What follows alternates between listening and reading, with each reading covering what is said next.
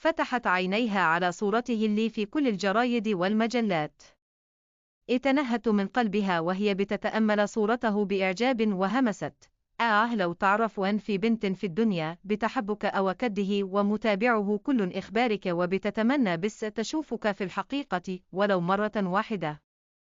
اتنهدت بحزن وهي بتقص صورته من المجلة وبتحطها مع باقي صوره على الحيط في أوضتها البسيطة وهمست: فوقي لنفسك يا ملكة وبطلي تحلمي به، لأنه مستحيل يبص لبنت فقيره زيك.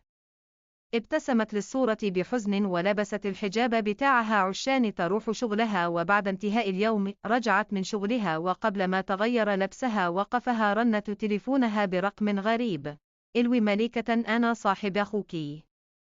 الحقي يا مليكة، هو أخوكي اتجن وعايز يهجم على قصر راجل أعمال كبير ويسرقه هو